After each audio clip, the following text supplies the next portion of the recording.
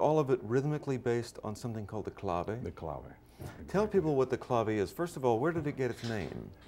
Clave is a lot of Spanish origin, and it was in Cuba. They would play it with pegs, long sticks these pegs were originally used for the ships, the wooden ships, where they held the beams together with wooden pegs. So the dock workers in Matanzas and Havana used to use these pegs to keep the clave beat to their drum rhythms. And were the pegs called claves? Eventually, they got to be called the claves. From which came first? Clave is would you say, is the Spanish translation for key or code. Clave is like a code. Oh, I see. Or a key. Like so clef. The key, yeah. So the key to Afro-Caribbean, Afro-Cuban rhythms is the clave. And it's a set beat. It's a set beat. Could you demo it with the folks in your band? Okay, we're gonna start off with a little 2/3 clave.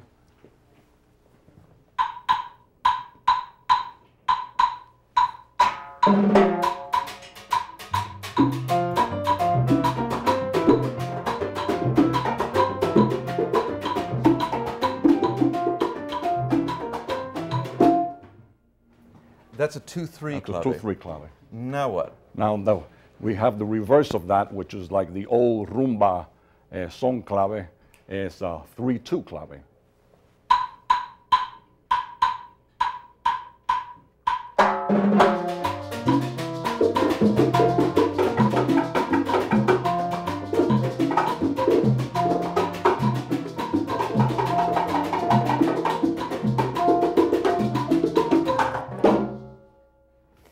And if people listen for that, they can hear that throughout all the tunes? Yeah. Or some variation The of that?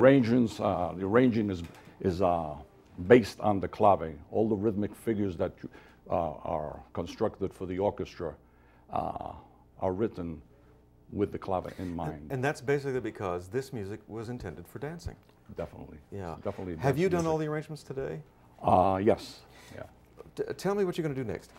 We're going to do our tribute to Machito and René Hernandez. There's a tune called Asia Minor, which was the first tune that I ever heard that really features that great bass tumbao.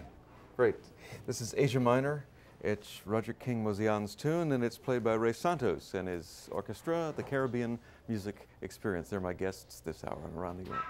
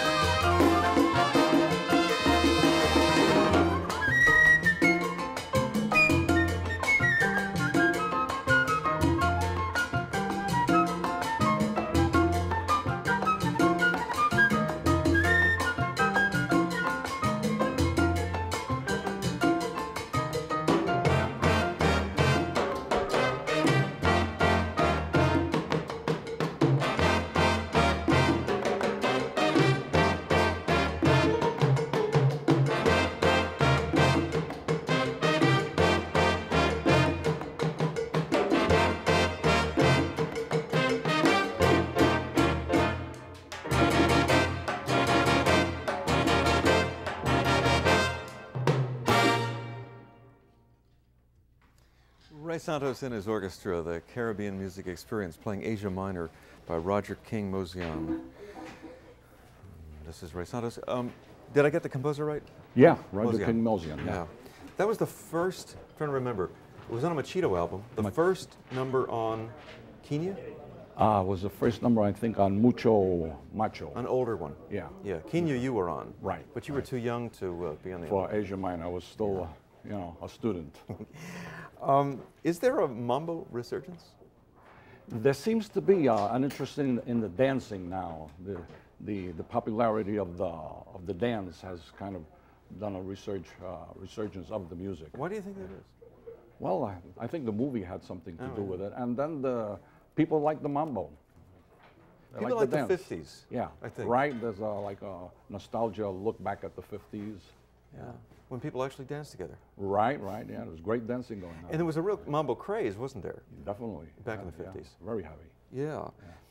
Tell me how you put together this band, which you subtitled the Caribbean Music Experience. Yes, I originally started, I had a band at City College, and a lot of the gentlemen here that rehearsed with me at City College, they suggested that we continue on and do something in a more professional vein and try and do some concerts around town and radio appearances and TV appearances like this. So that's, we enlarged the orchestra, and here we are today. Is there any place that you play? You have a concert coming up, don't you? Yeah, we have a concert coming up at Lehman College on June the 3rd. Yeah. Yeah, up in the Bronx. In the evening? Yeah, it's a Saturday evening. People can call Lehman College for Lehman College can give all the information. Yeah. And why do you call it the Caribbean Music Experience? Because we like to concentrate on all the Caribbean rhythms, aside from the mambos, and we like to go into danzones, boleros, merengues, all the music of the different islands of the Caribbean, the Spanish-speaking Caribbean, Cuba, Puerto Rico, Santo Domingo. Do you feel you're from the Caribbean, or do you feel you're from New York? Both. Yeah, I feel at home at both. And you are. Yeah. I want to hear some more before you leave, because we've got all these guys in the studio, and you were kind enough to bring them all in. Play another tune, would you? Okay. What are you going to do? We're going to do Jungle Fantasy. That's our tribute to S.E. Morales, which was Noro's brother, and he was the first gentleman to really put the flute across in a jazzy Afro-Caribbean aspect. I want people to watch you as you do this, because when I watch you conduct, I've never seen you conduct before, and when I watch you conduct, I think of Pierre Monteux, who used to teach his conducting students. He used to say to them, "Stay out of their way," which meant don't bother the orchestra if they're playing well. And you hardly move. Yeah, well, they're doing pretty well without me just waving a stick at them. So I just give them little cues for codas and things like that, because they're really great. You ready? Yeah. Here we go. Here is Jungle Fantasy by S.E. Morales, and it's once again Ray Santos and his orchestra, the Caribbean Music Experience. They're my guests on this hour of Around New York.